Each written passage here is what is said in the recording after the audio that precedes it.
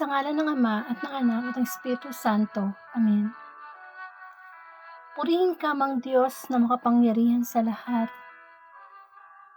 Maraming pong salamat sa panibagong araw na ipinagkakaloob mo sa sangkatauhan. Salamat sa unang biyaya, ang pagkagising namin sa panibagong araw, panibagong umaga, na kung saan binibigyan mo kami ng pagkakataon upang magbalik loob sa iyo, Panginoon. Purihin ang iyong pangalan, purihin ka magpakailanman. Napakabuti mo, O Diyos. Kami nabubuhay sa iyong awa, sa iyong habag, sa iyong dakilang pag-ibig. Tunay nga, Panginoon, na ikaw isang Diyos na buhay. Sa mga oras pong ito, Panginoong Diyos, lumapit kami sa iyo ng may kababaang loob at humihingi ng kapatawaran sa aming mga pagkukulang. Sa mga pagkakataong nakapag-isip, nakapagsalita kami, Panginoon, na naging sanhi ng aming pagkakasala. Patawad, O Lord. Linisin mo po ang aming puso upang sa ganoon ang iyong mensahe sa bawat isa wala sa iyong mga salita, Panginoon, na banal. Itumi mo sa aming puso, hindi lamang maging information, hindi magkaroon ng transformation, O Lord. Panginoon, ang yabang lingkod ay kahabagan mo. Isin mo ko sa aking mga karumihan, aking makasalanan. Gamitin mo lamang akong instrumento upang maging daluyan ng iyong tinig, ng iyong mensahe. Puspusin mo ako ng iyong banal na Espiritu. Sampu na makakarinig ng iyong mensahe. Ang mundo'y puno na ng kasalanan, Panginoon, at namamayagpag sa social media ang mga kasalanang hindi dapat nangingibabaw. Mga taong nagamit na ni Satanas upang ipalaganap ang kasamaan sa mundo. Panginoon, pagkalooban mo po ako ng karunungan, kababaang loob. Not my will, but your will be done, my Lord. At dalangin ko, anumang mga pagsubok at hadlang sa pagpapahayag ng iyong mga salita sa katotohanan. In Jesus' name, pinakasot ko. Sapagkat sa iyong mga salita ang katotohanan at ang katotohanan ang magpapalaya sa amin.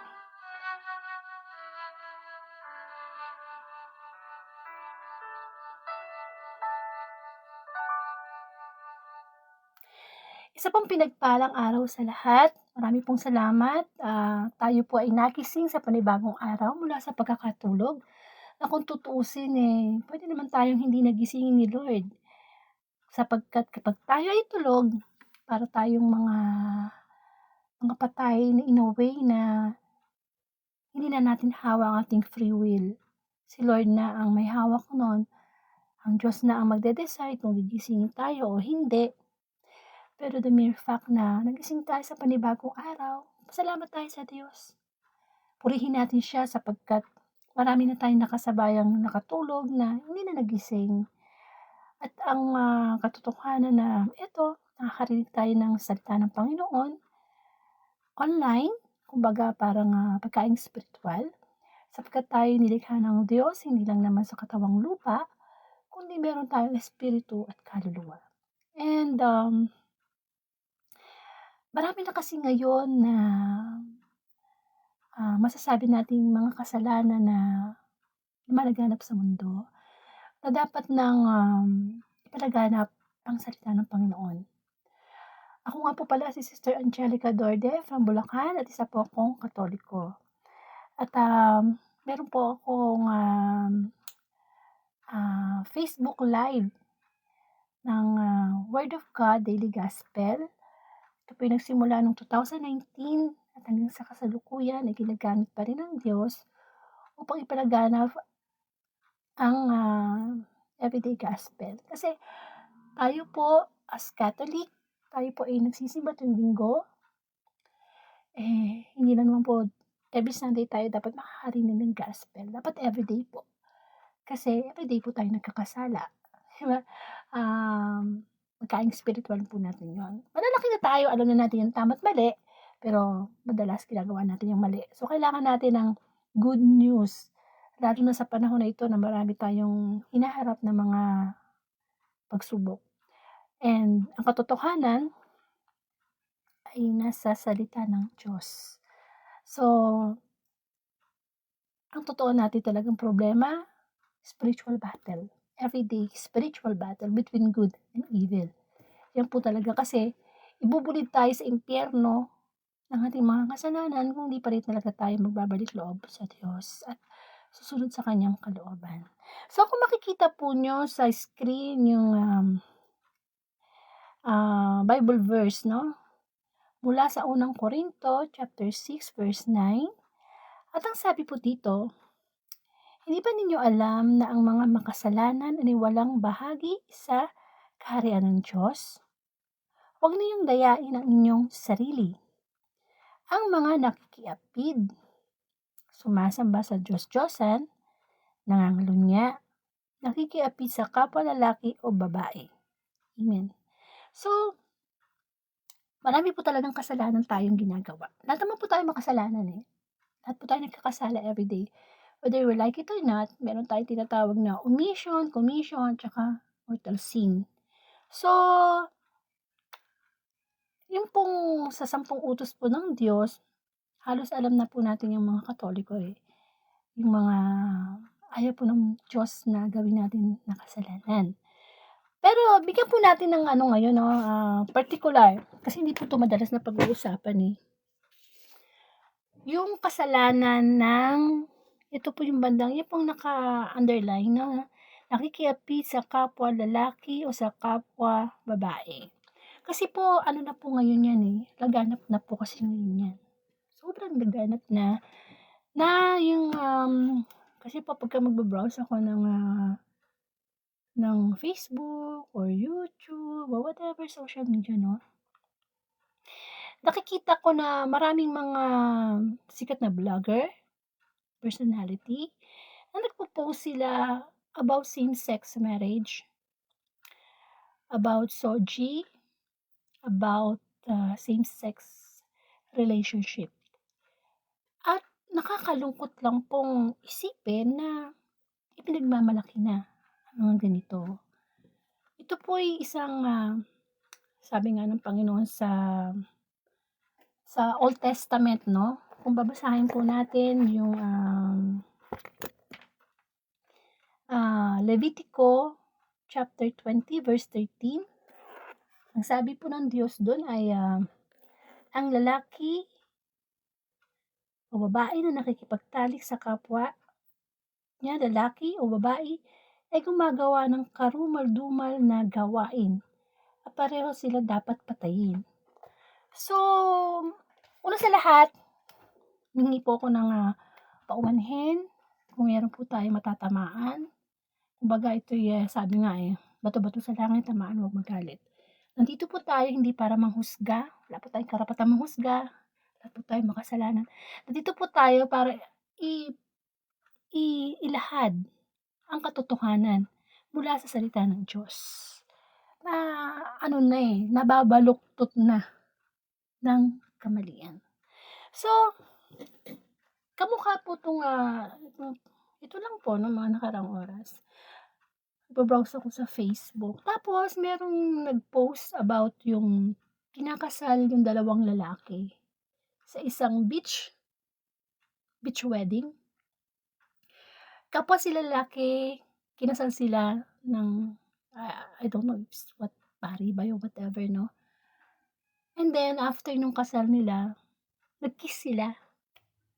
Tapos maraming tao na nagpapalakpakan yung mga bisita nila. Tapos yung may mga bata na tuwang-tuwa tuwang-tuwa 'no, kiss na yung kapwa lalaki, kinasal na sila, mag-asawa na sila. So, nakakalungkot isipin na hindi na ikinahihiya yung mga ganitong senaryo. Kasi just imagine 'no, kung sa lahat, um, ang Diyos mahal niya tayong mga makasalanan. Ako, ikaw, tayo, mahal tayo ng Diyos, sigurado 'yan. Kaya nga niya ibinigay si Kristo, ang kanyang bugtong na anak at, ibinigay ni Kristo ang kanyang buhay para sa ating mga makasalanan.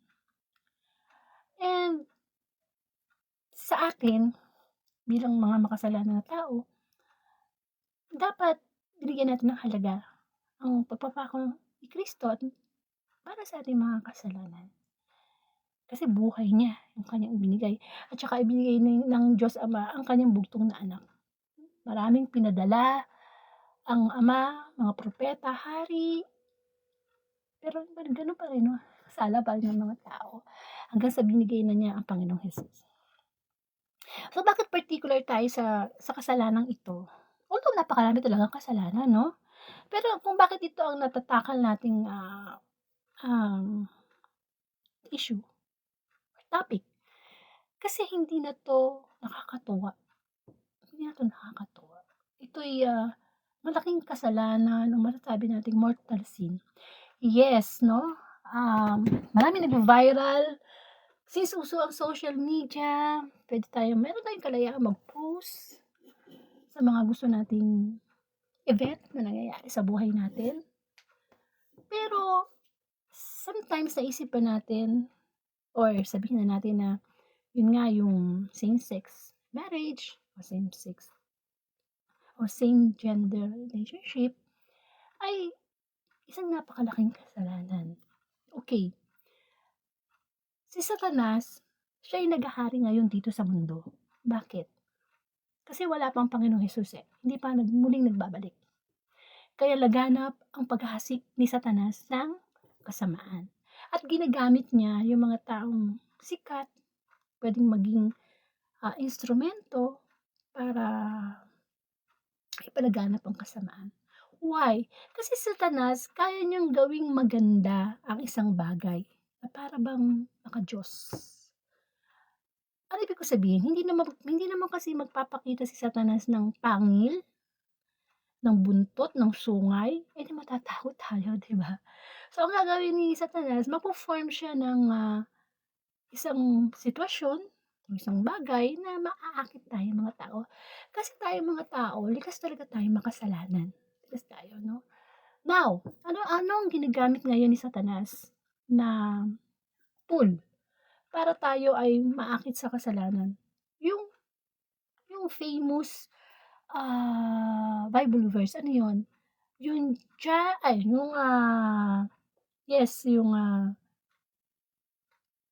John 3:16. Yung gayon na lamang ang pag-ibig ng Diyos sa sanlibutan, kaya't ibinigay niya ang kanyang buktong na anak upang sino mang sumampalataya dito ay hindi mapahamak kundi magkaroon ng buhay na walang hanggan. So, si Satanas, alam na alam niya ang laman ng Bible. Kaya nga kayang-kaya niyang kontrahin. Diba? Sabi ko nga sa inyo, hindi magpapakita si Satanas ng pangit. Alam niya na ang mga tao, tayong mga tao, attracted tayo sa magaganda. So, pag-ibig. Ang Diyos ay pag-ibig. Diba? Alam naman Diyos ay pag-ibig. Ang Bible, tungkol yun sa pag-ibig ng Diyos sa atin. Ngayon, gagawin ni Satanas, gagamitin niya yung word na pag-ibig para tayo ay mahulog sa kasalanan. So, ang ginawa ngayon ni Satanas sa panahon natin ngayon, at kahit noon pa naman lalo na sa panahon natin ngayon, no? Ginamit niya yung salitang pag-ibig. Kasi yun ang ginagamit ng Diyos Ama ng Panginoong Hesus yung word na pag-ibig Masarap naman talagang yung pag-ibig Di ba sabi nga, love, hope, and faith. Pero ang mananatili talaga love. Kasi iba ang love Ngayon, ginagamit ngayon nung Diablo yung salitang pag-ibig. Kaya ang ginagawa niya, yung lalaki sa lalaki, babae sa babae, tinamnan niya ng pag-ibig na o pwede mo nang ibigin yung kapwa mo lalaki, pwede ka nang makipagtalik sa kapwa mo babae, pwede ka nang makipagkasala sa kapwa mo gender, kasi nagmamahalan naman kayo eh. Walang masama diyan, nagmamahalan naman kayo. 'Di ba sabi nga God is love? So ano ngayon ang nangyayari sa tao? Nagkakaroon ng lakas ng loob. Kaya we should be very careful sa mga fina-follow nating mga sikat na artista, vlogger, personality na nagpo-promote ng same-sex relationship, same-sex marriage. As Catholic, we all know na hindi hindi yan accept ni God. Hindi ba? Okay. Kasi ganito yan eh. Halimbawa, nag-post yung isang, sabihin na nating bakla, or tomboy, or ang dami na kasing ano ngayon eh. Ewan ko ba? LGBT. Samantalang dalawa lang naman ang gender, male and female. Kapag nag-aano tayo ng dokumento, di ba? Male or female, babae, lalaki lang naman i-check natin, no? Tayong tao mismo, ginugulo natin ang mundo eh. So, gagamitin ni Satanas yung salitang pag-ibig para tayo ay mahulog sa kasalanan. Siyempre, mahal mo yung kapwa lalaki mo, hindi mo ma-explain eh. Ba't kaya naman na-attract ako sa kapwa ko lalaki o kapwa ko babae? Mahal ko siya eh. Di ba? So, maraming factor yan eh. Una sa lahat, environment. Kuminsan, dahil sa ang bata, lumalaki, nagkakaroon siya ng confusion sa personality niya, ano ba, lalaki ba ako, babae? Ba't gusto kong mag-makeup? Ba't gusto kong musuot ng damit ng babae? Lalaki naman ako. Kaya dapat, sabi nga ng salita ng Diyos, ang mga anak, mga bata, pinapalaki yan sa aral ng Diyos. Kasi kapag hindi natin pinalaki sa aral ng Diyos ang mga bata, magkakaroon sila ng confusion.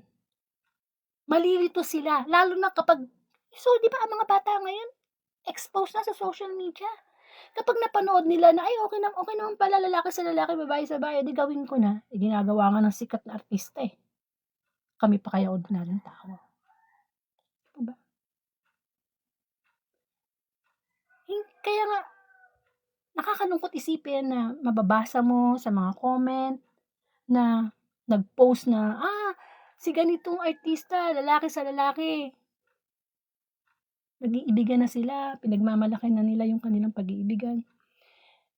Nakakalungkot. Kasi, bakit?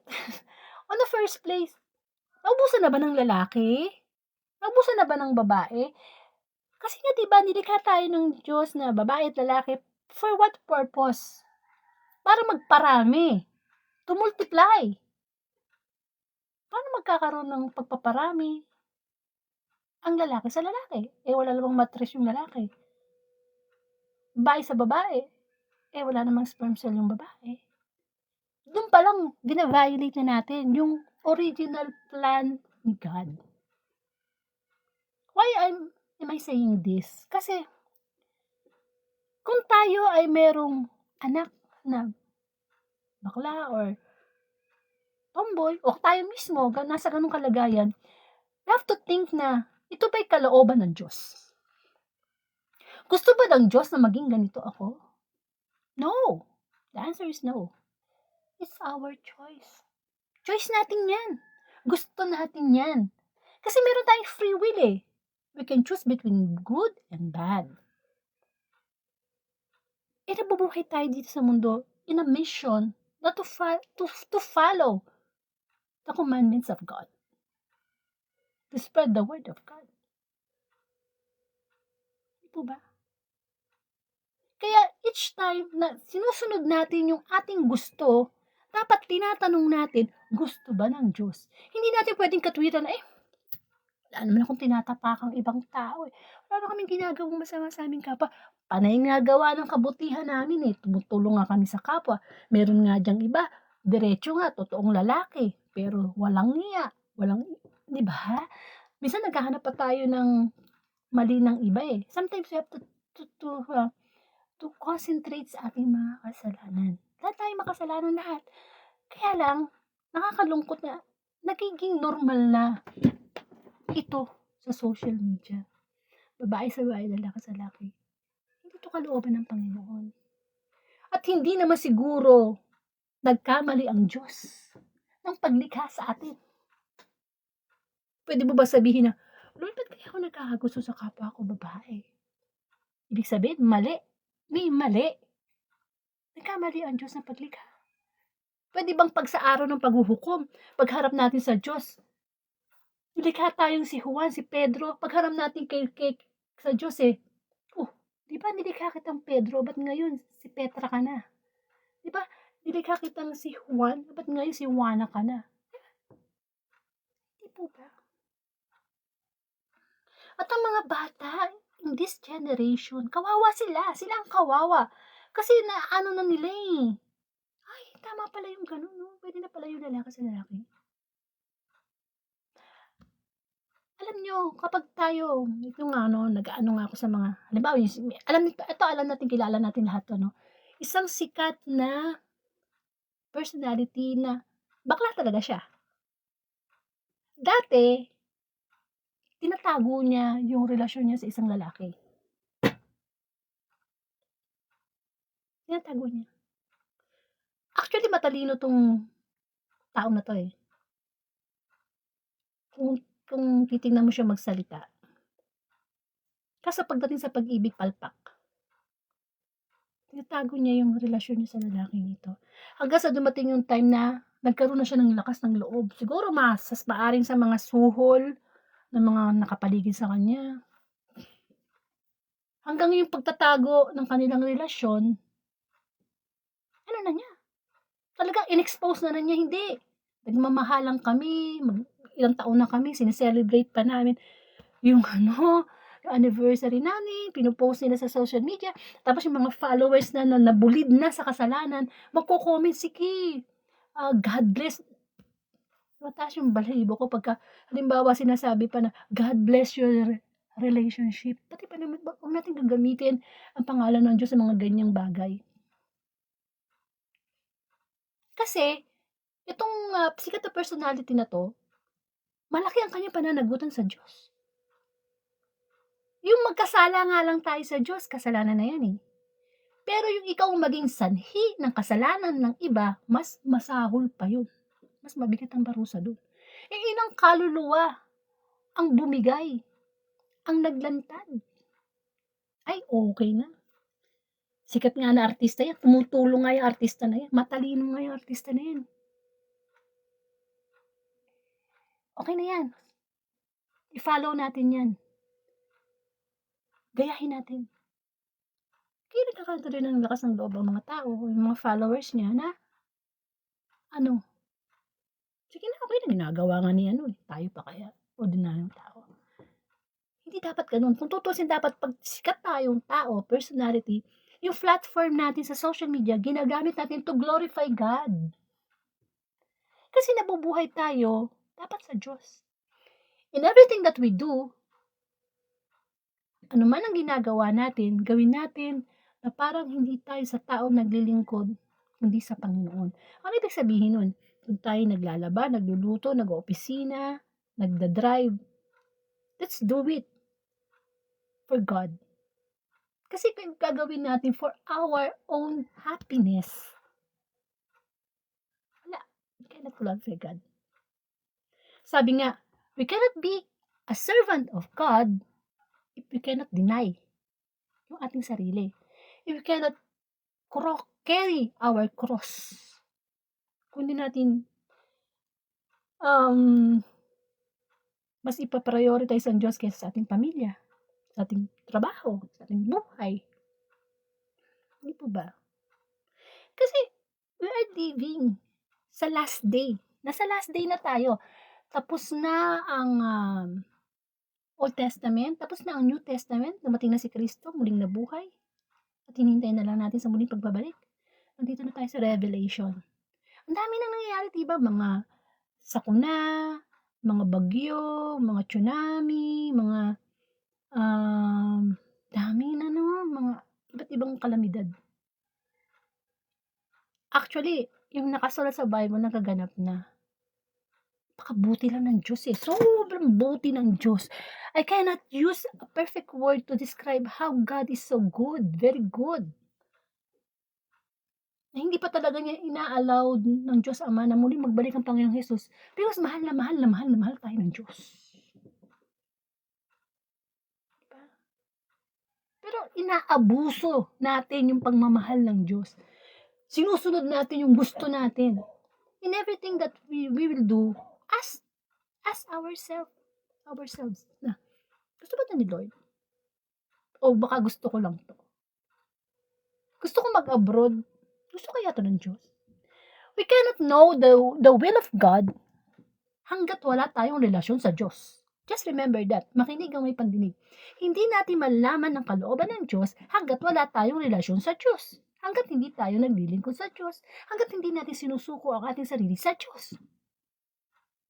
Paano mo makikilala ang isang tao kung hindi ka nakipagrelasyon sa kanya, hindi ka nakisama sa kanya? Di ba parang asawa eh, hindi ka nakisama sa kanya sa isang bubong, hindi kayo pinasal. Diba? Minsan nga, asawa mo na for 30 years, 50 years, di mo pakilala eh, meron pa pala itinatago sa'yo eh. We should live every day through God's will. Kasi mga palpak ang will natin eh. Usually, mga will natin pang sarili lang eh. Nasisihan tayo. Pero if we are going to ask, Lord, gusto mo ba to? Pag hindi, ayoko din. Mas lalong ayoko. Diba ba? Kaya sana, I pray, no? Tulad ng sinabi ko, hindi tayo nanghusga dito. Kung merong tayong kikilala na ganito, nasa third sex, wala namang third sex eh. Nasa ganitong sitwasyon na, kung lalaki ka. Kung babae ka. Yun dapat. Pinaglalabanan natin yung mga inaano ni Satan sa atin eh. Diba? Alam nyo, mapalad tayo o mapalad ka o kayo pag kayo ay lalaki. Bakit? Sapagkat ang lalaki ay binayaan ng Diyos na maging provider. Ang lalaki may sperm cell. Ang lalaki, masculine, di ba? Lalo kung may tsura ka. Di ba? What I mean is, ang point ko talaga doon is, lalaki ka eh. Magpaka-lalaki ka. Huwag kang magpa-impluwensya sa mga social media. Kung babae ka, magpaka-babae ka. Naku, masarap maging babae. Una sa lahat, pwede tayong magdala ng isang buhay, ng baby. Yung babae ka, gusto mong maging tomboy. Samantalang marami dyan totoong babae na gustong magbuntis, hindi mabuntis. Ikaw, babae ka, pwede kang magbuntis, gusto mong maging tomboy. Diba? Parang, ano ba? Naalala ko tuloy yung sinabi ng isang sikat na personality uli na nabatikos nga siya eh. Sabi niya, buti pa ang mga hayop alam kung sino ang kanilang imimate. Halimbawa, yung aso, alam niya ang dapat niyang i-mate. Babaeng aso. Wala akong nakitang lalaki ng aso na minate niya ang kapwa niya lalaki. Eh, tayo, pinaka-special na nilalang ng Diyos. Mataas yung pag-iisip natin. Kawangis nga tayo ng Diyos eh. Pero, hindi ba natin naisip yun na, ba't nga ba ako papato sa kapwa lalaki ko? Kapwa lalaki. Eh, lalaki ako. Dapat sa babae. Hindi ba? Anong logic nun? Ay, ibig sabihin ng sikat na personality na yun na yung mga ganung bagay, actually, 1 plus 1 lang yun equals 2 eh. Ginagawa natin complicated. Kasi nga, because of human will. Yun ang gusto natin. Gusto nung tao. Gusto kong maging babae, magsusuot akong damit ng mga babae. Kung kinakailangan magpa-sex change ako bilang babae kahit lalaki ako, gagawin ko. Why? For the reason na self-gratification. Ito ang gusto ko. Hanggat nabubuhay tayo sa salitang ko, ako, mine, me, I am, hindi tayo sumusunod sa kalooban ng Diyos. Pero kung nabubuhay tayo na, what is your will, Lord? What you want, Lord? Ayun. Amen. Isang karumal-dumal, mortal sin ang makipagtalik sa kapwa gender. Lalaki sa lalaki, babae sa babae. Yun ang katotohanan mula sa salita ng Panginoon. Whether we like it or not, di ba sabi nga yung Sodoma, Gomora, pinaunalan ng apoy. Nauulit niya sa panahon natin ngayon, nauulit. Mas masahol pa nga tayo ngayon eh. Hindi tayo natatakot. Natatakot lang tayo, natatawag lang natin minsan ang pangalan ng Diyos kapag halimbawa biglang lumindol. Yung ilang segundong lindol, ay Lord. Pero pagka wala, masyado tayong kampante na para bang hindi ba tayo mamamatay? Hindi ba tayo kukunin ni Lord anytime? Hindi man natin abutan ng second coming? Paano kung bigla tayong kunin ni Lord na nasa stage tayo na nagpa-change, sex change ka, itsura mo, nagdadamit babae ka, Hindi po ba? Tapos sasabihin mo doon sa bata o doon sa anak mo na inampon, oh, tawagin mo akong mami ha. Yung bang lalaki tinatawag mong ma'am. Tapos, di ba, ang laki ng kasalanan yung pakikiapid sa kapwa, pakikiapid sa may asawa ng may asawa. Nagkakaroon na nga ng malaking kasalanan ang babae at lalaki na kapag sila hindi mag-asawa, nagkakaroon sila ng relasyon, ng sexual engagement. Kasalanan na nga yun eh. Ang laki na ng kasalanan, no? Problema na yun noon pa, no? Kasalanan na yun. Nadagdag pa talaga. Yung babae sa babae, lalaki sa lalaki. Tapos nagde-demand pa na magkaroon sila ng equal, di ba, equal treatment na kinakasal ng babae at lalaki. Kasal din ng lalaki sa lalaki, babae sa lalaki. Di ba ba?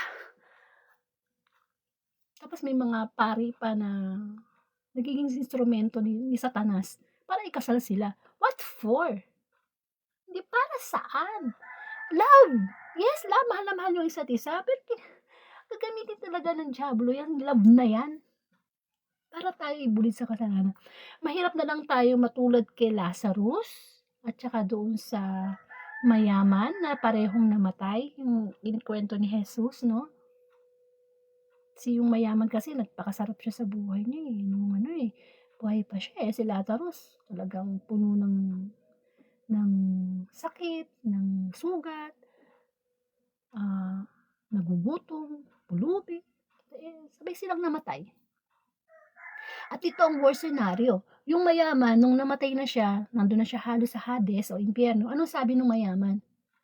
Kung pwede lang, nakikiusap lang siya doon sa pulubi na kahit a drop of water ilagay sa kanyang dila kasi sobrang init. A drop of water lang. At anong sabi pa nung mayaman nung namatay? Baka naman pwede na magpapunta ng mga tao o magpapunta ng tao o may bumalik doon sa kanyang mga kapatid na buhay at sabihin na, huy, magsisi na kayo. Kasi totoo pala yung impyerno. Ang hirap kasi na nabubuhay kasi tayo sa habag ng Diyos ngayon eh. Talaga. Pero once na namatay tayo, tapos na yung habag. Paghuhusga na. At mahirap naman na pare-pareho tayong nasa harap ng Diyos at sasabihin natin, Lord, I'm sorry na, magbabago na ako. Hindi na, it's too late. Sasabihin na sa atin ng Diyos, sino ka? Taga saan ka? Hindi kita kilala. Amen. Lahat ng meron tayo sa mundo, pinapahiram lang. Just remember that. All things temporary. Ang bilis nga ng buhay eh, di ba? Dati maliliit lang tayo, ngayon laki na natin. Parang usok lang ang buhay. Ano yung usok? Sigarilyo ka, bubuga ka ng usok pagkatapos nun. Wala na. Hindi mo na makikita yung usok. Ganun lang ang buhay. Sana maging sigurista tayo na pinaghahandaan natin yung ating kaluluwa. Saan ba mapupunta? Sa impyerno o sa langit? Anong mapapala ng isang tao? Makakamtan man niya lahat dito sa mundo. Kasikatan, kayamanan, katalinuhan. Kung kapalit naman ito ay kanyang kaluluwa. Sana kung tayo ay nabigyan ng pagkakataon na magkaroon ng platform sa social media, i-glorify natin ang Diyos, not yung ating sarili. Di ba? Ang sumusunod sa buong kautusan, ngunit lumabag sa isa, ay lumabag sa lahat. Yan ang ibig sabihin nun. It doesn't mean na sa 10 utos ng Diyos, sinunod mo yung 9, pero yung pang-10, hindi mo sinunod. Ibig sabihin, langit ka na. Hindi. Ibig sabihin, nasunod mo halimbawa yung 9 na utos ng Diyos. Kaso doon sa pang-10, merong halimbawa, sabi dito halimbawa, nagnanakaw ka. Ibig sabihin, tumutulong naman ako sa kapwa ko, magalang naman ako sa mga magulang ko, ganito, ganyan, ganyan, nagsisimba naman ako. Pero pagdating sa isang bagay, nagnanakaw ka, hindi counted yun. Diba? Hindi pwede mong sabihin, Lord, sa test mo sa akin 10 points, naka 9 points ako, ay mali ako ng isa. Okay na yun. Hindi. Hindi po ganun. Hindi ganun. Kasi kung ganun ang counted ni Lord, edi, ano pang kabuluhan na pagbibigay ni Kristo ng kanyang buhay? God is perfect. Of course, we cannot be perfect. Pero yung kabanalan, kailangan, kung good tayo ngayon, we should be better tomorrow. We should be best the following day. Ayaw ni Lord na tayo ay nasa gitna. Alam mo yung lukewarm o maligamgam na pananampalataya? Ang gusto ng Diyos, kung susunod ka sa Kanya, kung mahal mo siya, todo mo na. Pero kung ayaw mo sa Kanya, todo mo na rin. Ayaw ng Diyos ng balimbing. Yung, ngayon mabuti ka, bukas salbahe ka, ngayon mabuti. So, kailangan nating kasi meron tayong free will eh. Nawawala lang yung free will na yan pag tulog tayo. Pagising natin, pwede tayong mamili. Because life is a choice. Hindi po ba? It's a choice. Huwag na natin hintayin yung wala tayong kunin ni Lord. Ang hirap eh. Eternal life or eternal punishment? Eternal punishment, impyerno. Walang hanggang kaparusahan, araw at gabi. Wala nang katapusan. Buti pa nga dito sa mundo eh. Sandali lang tayo mabuhay eh. 70, 80 years old, 50 years old. Minsan, ang bata-bata ka na namatay na eh. Kaya pinaghahanda ng buhay na walang hanggan. Diba? Kasi, yung kamukha ng mga, kasi nung umakyat naman si Kristo sa langit, nag-iwan siya ng patnubay eh. Ang Holy Spirit. And our body should be the temple of the Holy Spirit. Kaya yung nakikipag-make love ka o sex sa kapwa mo lalaki, kapwa babae, hindi Holy Spirit ang nasa sa'yo yun dun. Bad spirit. Kasi our body should be the temple of the Holy Spirit. And what are the fruit of the Holy Spirit? The love, the joy, the peace of mind, the peace and the kindness na hindi mabibili ng pera. Hindi ba? And once you have Christ in your life, your heart, nandiyan ang peace of mind. Mamatay ka man anytime, ready na. Kasi ang kamatayan, yung kinakatakutan sa totoo lang kapag kilala mo na si Kristo, kinasasabi ka niya. Kasi sa wakas, makakasama mo na ang Panginoon. And sabi nga, I'll just share this, no? Paano ba tayo mapupunta sa langit? No? Hindi sabi sa Bible, I think it's sa Mateo, hindi ang lahat ng tumatawag ng Panginoon ay papasok sa langit. Kundi yaon lamang sumusunod sa kalooban ng Diyos. That's number 1. It doesn't mean na ikaw ay pare, madre, preacher, lay minister, o naglilingkod ka sa simbahan. Ay, pasok na ako sa langit. No! Yes, maganda yan, naglilingkod sa Diyos. Pero ano sabi? Yung sumusunod sa kalooban ng Diyos. Diba? Saan ba nagsisimula ang pananampalataya? Listening, pakikinig. Paano mo malalaman na bawal pala magsinungaling, kasalanan pala ang magpumatay ng tao? Hindi lahat tayo narinig. Pero once na we listen, yung information, there should be a transformation. At kapag nag-transform na tayo, kailangan we have to share the gospel. Because that was the Great Commission. Great Commission ang pag-share ng gospel. Kasi, dito sa mundo, sa social media, ang dami ng bad news na nag-viral. Naka-affect sa tao. Kailangan magtulungan tayo to viral the word of God. Napakadali na. Kahit anong ginagawa natin. You can. Unlike the time of Jesus Christ, na kailangan pa niyang maglakad sa init ng araw, kailangan pa niyang sumakay sa bangka para makapunta sa ibang ibayo, kailangan pa niya umakyat sa bundok just for the word of God. Si Jesus Christ na yun a perfect God. Tayo pa kayo makasalanan, isang pindot lang natin sa ating mga tablet or cellphone, we can share the word of God. Like this, you can share this word of God. O itong salitang itong mensahe na to sa iyong timeline. At huwag natin ikahiya. Kasi kung sa ikinahiya natin ang salita ng Diyos, ikakahiya din tayo ni Kristo. Kaya, to those people na itong message na to kay Lord to, I pray for this. Pakishare na lang sa timeline nyo para yung mga Facebook friends nyo marinig nila ang katotohanan na kasalanan ang pakikipag-talik relasyon sa kapwa lalaki, kapwa babae. Kasi hindi talaga tama yun.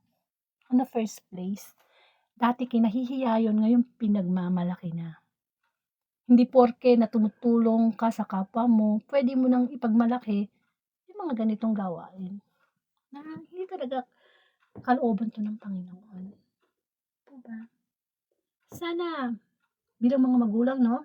Kung meron tayong anak na nafe-feel natin na gusto na maging bumigay, mag-out, as magulang. Ano ba ang magulang? Tayo mga parents, parang second tayo kay God in a way na we are co-creator of God. Karoon tayo ng anak, co-creator tayo ni God. Hindi natin dapat tinotolerate yung mga ganyan. Hindi natin pwede sabihin, sige, bakla ka, tomboy ka, tanggap kita, anak kita. No! That's a lie. Kung mahal mo ang anak mo, hindi mo siya dapat, ibinubulid mo siya sa kasalanan at kasalanan yun. At nagkakasala din yung magulang. Bakit? Nagiging sanhi siya ng pagkakasala ng iba. Diba? Parang yung baluktot, pitutuwid mo eh. Kung meron ka anak na bakla o tomboy, ilapit mo siya sa Diyos. Hindi yung isasabi mo, okay lang yan, mabait ka ng anak eh. Matulungin ka ng mga, matalino ka ng mga anak, mapagmahal ka naman. Hindi talaga yun eh. Hindi mo pwedeng ipagtanggol ang isang kasalanan dahil sa gumagawa ka lang ng ibang bagay na maganda.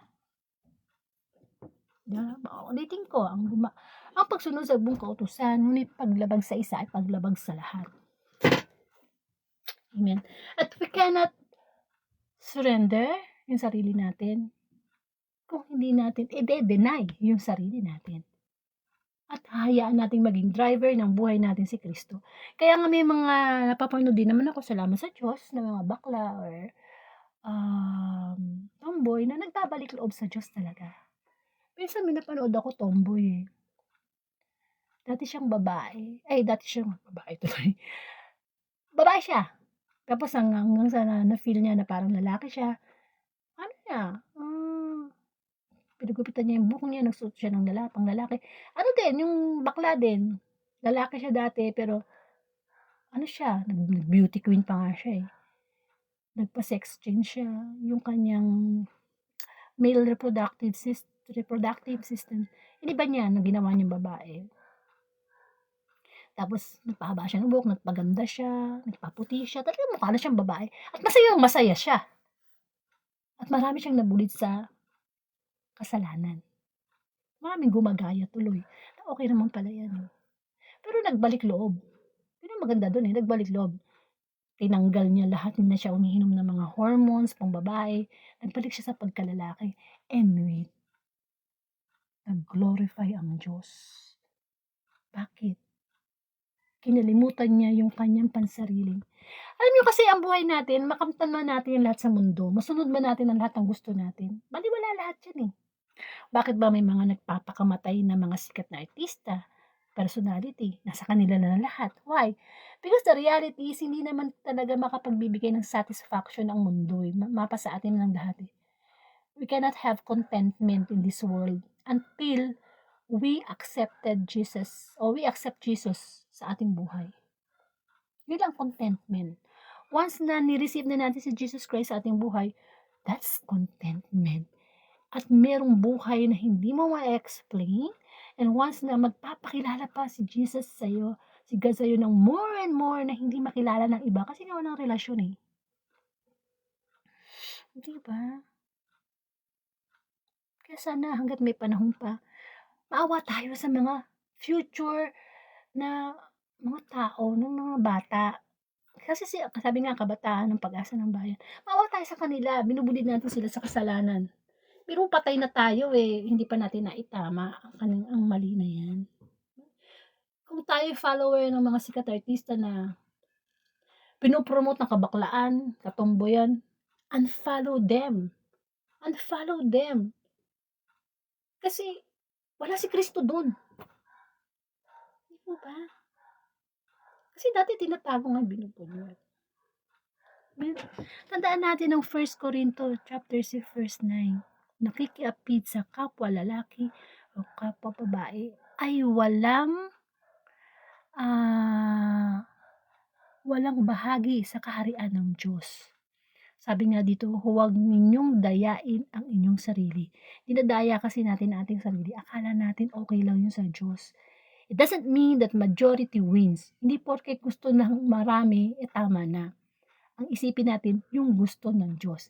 Hindi porke maraming nagla-like, nagko-comment, nagsishare sa isang post ng isang kilalang personality na okay na, sige, pag-ibigan kayo kapwa lalaki, wala naman kayo sinasagasaan eh.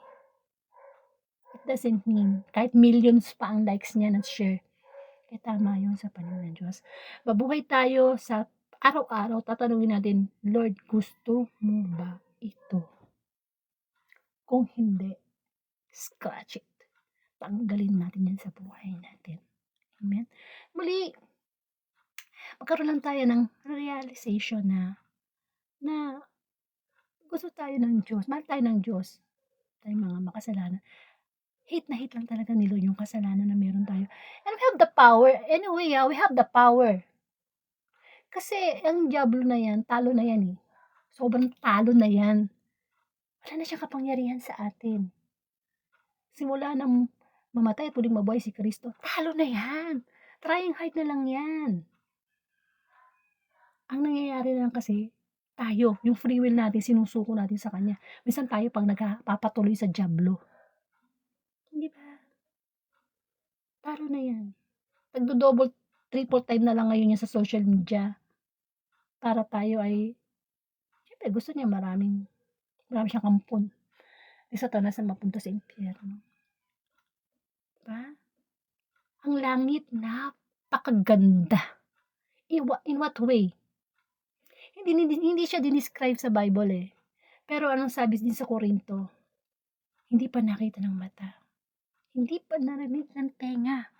Hindi pa sumagi sa isip ng tao ang inihanda ng Diyos para sa mga totoong nagmamahal sa Kanya. Ano ibig sabihin nun? Kapag namatay tayo, pag napunta tayo sa langit, magugulat tayo. Wow! Hindi ko to nakita sa mundo. Hindi ko to narinig. Hindi ko to naisip. Kahit yung pinakamatalinong scientist. Meron hinanda sa atin ng Diyos na sorpresa sa langit. Kung saan wala nang sakit, wala nang problema. Puro pagsamba lang sa Panginoon. Ay ba nating masama doon? Lahat tayo gustong pumunta sa langit, pero mga ginagawa natin mga hindi makalangit. Hindi ba? Sayang ang buhay. Minsan lang tayo mabubuhay dito sa mundo. So, it's not too late. Sabi nga, kahit naging masama tayo for the many years, itong araw na to, nag-repent tayo. Parang ano yan eh. Yung senaryo sa bundok ng Golgota, si Kristo ay nakapako sa krus at may dalawang magnanakaw sa kanan at kaliwa niya. Yung isa, binabati ko siya. Sabi ko, ikaw anak ng Diyos, sige, gumawa ka ng paraan para tayo ay maalis dito sa krus. Samantala yung isa, sabi niya, uy, huwag kang ganyan. Tayo, deserve natin itong pagpapako sa krus. Pero ito, walang pahid kasalanan, no? At ano sabi niya sa Panginoong Yesus? Kapag nasa paraiso ka na, isama mo ko. And sagot ni Kristo, "Today I will bring you to paradise." So, ano ibig sabihin ng senaryo na yun? Kahit gaano kasama ang isang tao, puwedeng linisin, nakasin puti ng bulak, basta magbalik loob lang tayo sa Panginoon at huwag na tayong bumalik sa ating pagkakasala, hindi ba? So, it's not yet too late. Kung bakla ka, tomboy ka ngayon, repent! Repent! It's not yet too late. Kaysa naman yung kasi we cannot repent na, eh, papatay na tayo, eh, 'di ba? Always isip, gusto pa ni Lord, gusto ba 'to ni Lord? Hindi ka gagastusin ni Lord, 'no? Balik na lang sa dati, no? Original plan, original na binigay ni Lord. Lalaki, kung lalaki, magpakalalaki. Magsuot ng damit lalaki, kumilos, magsalita ng lalaki, lalaki. Diba? Baka pinangarap ng nanay mo, tatay mo na magkaroon ng anak na lalaki, tapos babae na naman, nagpapakababae. It's not yet too late. Di po ba? Always remember na gusto ba to ni Lord? Yun lang eh, yung question na yun eh. Gusto ba ni Lord na ganito ako, lalaki ako, nagpapakababae ako, o babae ako, nagpapakalaki? That's a simple question na we should, or you should answer with faith. Amen. Actually, dinideceive tayo ng diablo. Pero tulad ng sinabi ko, talo na yung diablo na yan. Trying hard lang. Amen? So, nawa, nagkaroon po tayo ng wisdom na maunawaan ang mensahe ng Diyos tungkol sa pakikiapid sa kapwa lalaki o kapwa babae. Wag po natin tong tangkilikin, wag po nating i-like, wag po nating i-share. Bagkus, ang salita ng Diyos, ang ating ipalaganap, i-viral. Kasi yan ang utos sa atin ng Panginoon. Mission natin yan. Great Commission. Muli, maraming pong salamat. Tayo po magkaroon ng closing prayer. Sa ngalan ng Ama at ng Anak at Espiritu Santo. Amen. Maraming pong salamat, Panginoon, sa iyong mensahe. Ang iyong tinig ang aming narinig. Nawa, ito'y matanim sa puso ng mga makakarinig na ang pakikipagtalik, pakikipagrelasyon sa kapwa lalaki at babae ay isang karumal-dumal at talagang mortal sin, Panginoon. I pray, Lord, na touch them na magbalik loob at maisip na ang katotohanan sa buhay na walang hanggan, Panginoon.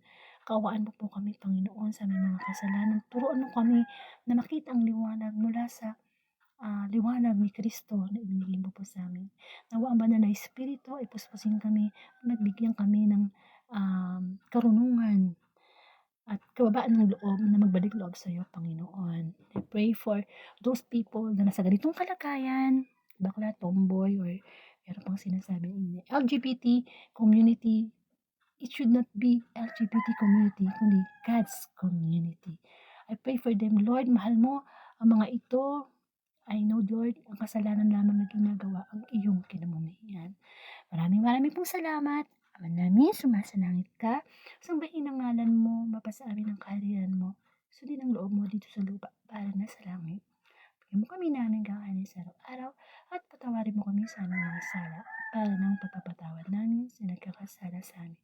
Huwag mo po kami pahintulot sa tukso at diyan mo kami sa lahat ng masama sa ngalan ng Ama at ng Anak at Espiritu Santo. Amen. Maraming pong salamat and to God be the glory.